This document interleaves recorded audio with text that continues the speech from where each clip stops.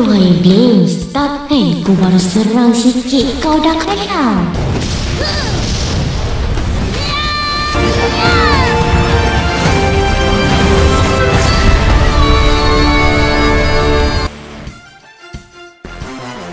Pertarungan dua kuasa akan segera tiba. Hal ini disebabkan karena perseteruan kedua pihak semakin memuncak. Apalagi setelah Pak Pato ini mengirimkan senjatanya masing-masing kedua pihak. Tidak hanya itu, Boboiboy juga karena terlalu lama berpecah jadi mulai hilang ingatan, yang dimana ia akan menjadi senjata utama masing-masing kedua pihak. Jadi perang akan diteruskan, tapi kali ini akan berada di puncak bakar beku, yang dimana tempat tersebut merupakan gunung yang tinggi. Dulunya ia ditempati oleh kedua penguasa asal elemental, yaitu Panglima Perapi dan Mas Moes, sebagai tempat latihan dan saat melawan Retaka, yang memang sekarang malah dijadikan tempat perang kedua pihak. Tapi ya kawan-kawan, Boboiboy tidak tinggal diam saja. Justru ia mau mendamaikan kedua pihak dan ia berkomunikasi 3 arah di sini. Jadi ya sebenarnya mereka akan diajak bertemu bukan berperang. Gunanya untuk menyatukan mereka kembali, tapi itu saja memang tidak cukup nantinya. Apalagi terdapat duel of honor, merupakan duel 1 lawan 1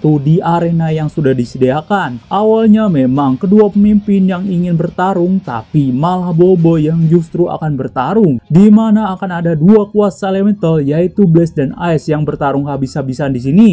Duel ini memang sangat sengit. Pasalnya kedua kuasa elemental ini sangat gengsi sekali dan sangat kuat apabila bertemu. Jadi Blaze dan Ice ini pertarungannya akan mengeluarkan kuasa terkuatnya sampai-sampai ingin ke kuasa tahap 3, yang dimana mereka akan bertarung habis-habisan sampai topinya tersebut terlepas. Itu merupakan awal dari Boboiboy menyerap kuasa di puncak bakar beku, yang memang membuatkan mereka nantinya akan mengeluarkan tahap 3 Nova dan Blizzard. Tapi kan mereka di dalam kubah yang menahannya. Apakah memang kubah tersebut akan hancur karena pertarungan tersebut? Sehingga Feng nantinya akan bisa memisahkan kedua kuasa elemental ini agar sadar atas kelakuannya, yang memang dari pertarungan itu membuatkan gunung tersebut aktif, menyebabkan semburan api dan salju secara bersamaan. Hal itu pernah terjadi saat melawan Retaka dulu, jadi sekarang terulang kembali. Akibatnya dari gunung tersebut meletus, Baraju bisa hancur nantinya karena kuasa letusan gunung tersebut. Jadi 2 kuasa ini tidak seharusnya bertarung karena bisa menyebabkan kehancuran. Makanya memang penting sekali Blaze dan Ice ini disadarkan agar tidak terjadi kehancuran nantinya. Tapi memang Boboiboy akan kembali untuk mendamaikan dengan cara fusion elemental. Dari situlah ada pihak yang tidak suka dengan hal itu. Sebelumnya Feng ini kan datang terlambat. Nah sebelumnya lagi ia mencari bukti untuk bagaimana cara mendamaikan kedua pihak ini. Ia kan sempat diberikan foto kalau penguasa asal elemental ini dulunya saling bersandingan. Tapi gambar tersebut robek, dan petunjuk kedua dari Toktaroka, ia katanya pernah melihat Panglima Perapi saat ngevlog. Tapi dari situlah ada kejanggalan. Makanya mereka menyiasati tempat Toktaroka yang terakhir kali ia jumpai. Ternyata memang setelah diikuti ada tempat terkunci yang sengaja disembunyikan. Dari situlah Feng ketahuan oleh robot-robot Pak Pato. Tapi ada kejanggalan dari robot tersebut karena robot tersebut mirip masing-masing dari 2 pihak. Yang mereka tahu kan kedua pihak ini kan saling bertarung. Tapi yang ia lihat sekarang, kenapa ia bersatu untuk menyerang mereka? Makanya dari sinilah keanehan tersebut mulai membongkar pelaku di balik semua ini. Setelah membuka isi dalam pintu tersebut, memang ada ruang rahasia di mana jadi markas Pak Pato untuk mengumpulkan logam kemilau. Tapi ada hal menarik di sini, yaitu adanya batu bertuliskan perdamaian oleh kedua penguasa asal elemental sebelumnya. Makanya dari situlah Feng ini mulai merencanakan perdamaian dengan mengarahkan mereka ke puncak bakar beku. Soalnya lokasi tersebut tidak jauh dari sana, agar mereka ini melihat seksama kalau selama ini 2 penguasa elemental tersebut saling bersatu. Tapi karena Boboiboy ini bertarung, jadi semakin kacau rencananya. Kayak memperburuk keadaan saja. Apalagi kalau di komik mereka tuh sebenarnya sudah ingat waktu bertemu. Cuma di sini gara-gara gengsi ingin bersatu, malah Ice ini mengejek Blaze di sini. Jadi Blaze tidak terima membuatkan awal pertarungan mereka. Tapi kalau di animasi nanti apakah bakal begitu juga? Mengingat adegan yang sangat ingin dilihat oleh kita adalah Ice berkata "Aduhai Blaze", yang merupakan kata ikonik di arc Baraju. Semoga saja nanti diadaptasikan. Walaupun memang katanya bakal berubah dari komik, apalagi mereka juga tidak memakai baju Art Baraju, jadi agak kurang nanti visualnya.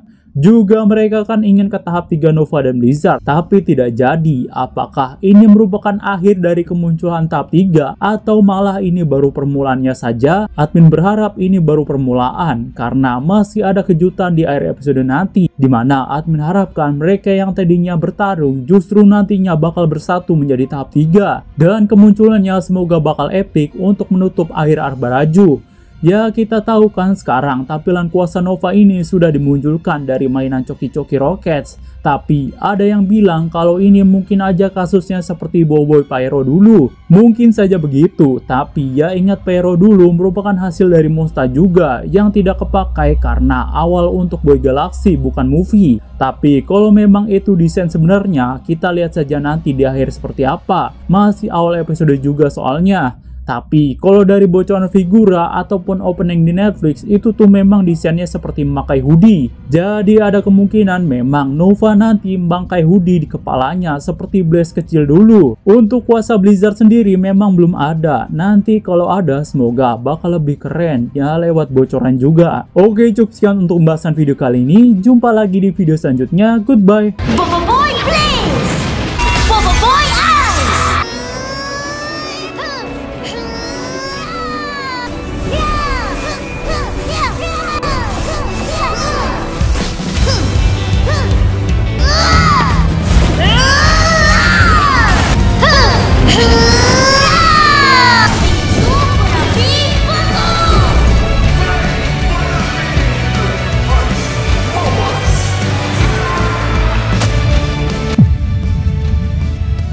Acara 88 live di TikTok Monster yang memang ada pack Blazing Frost dan starter deck Battle Crush, kita diperlihatkan watak-watak yang berada di Art Baraju kali ini, yang kita akan bahas satu persatu dari buah bara. Yang paling dinanti adalah Panglima Yanari, merupakan pemimpin perempuan yang merupakan cucu Panglima Fire Api. Ia ini memiliki senjata berupa pisau dan juga peliharaan yang bernama Toby. Toby ini merupakan burung pemangsa. Kelebihannya sendiri, ia dapat terbang tinggi dan cepat, jadi ia bisa memantau pertarungan dari jarak jauh. Lalu kita diperlihatkan juga nih tentara bara yang muncul di card. Ia seperti memegang pisau di kedua tangannya, serta ia memakai penutup mulut. Karena panasnya bagian suku bara, makanya pakaiannya tipis dan agak terbuka. Lalu rasnya sendiri seperti mengambil dari alien yang berwarna ungu, yang kalau kata Sobri berkaki ayam. Lalu kita menyeberang ke Puang Salju, yang memang dipimpin oleh Mas Gardu, cucu dari Mas Mawais. Beliau ini berbadan besar layaknya Atuk Mas Mawais, tapi memang ia tidak sekuat Atuknya. Ia memiliki kapak sebagai senjatanya dan hewan kesayangan bernama Tigre, yang merupakan harimau berbulu lebat layaknya Mas Mawais yang mempunyai 3 singa, yaitu Kakak, Kiki, Koko, yang selalu dibawa ke medan pertempuran. Diyakini memang singa tersebut menjadi 3 bulan yang menerangi bagian dingin Baraju. Nah, bagian di sana memang sangat dingin dan sejuk, oleh karena itu penduduknya memakai pakaian yang berbulu dan tebal untuk bisa bertahan dari suhu yang ekstrim. Pahlawan salju sendiri merupakan penduduk sana berbeda dari pemimpinnya yang besar. Tingginya normal menggunakan tombak seperti bangsa Viking dengan sedikit paduan makhluk seperti Yeti. Kedua puak bara dan salju kini mengalami pertarungan yang sangat panjang sejak penguasa asal mereka mati di tangan Retaka. Sejak saat itu mereka bertarung tiada henti membuatkan perpecahan di planet tersebut. Lalu kita ke Talistiwa atau kampung batu api Ice, yang memang terdapat bangsanya Roktaroka. Di sini ada Toktaroka, merupakan atonya yang ada dalam foto Panglima Fire Api. Beliau ini cukup narsis di media sosial, makanya ia bisa berfoto bersama Panglima Fire Api kala itu. Nah, alasan kenapa Roktaroka ini di planet Volcania, katanya ia merantau karena kasihnya Rokia yang dikiranya sudah punya kekasih lain. Lalu ada juga karakter yang bernama Tokrok, yang mungkin merupakan atonya Rokia.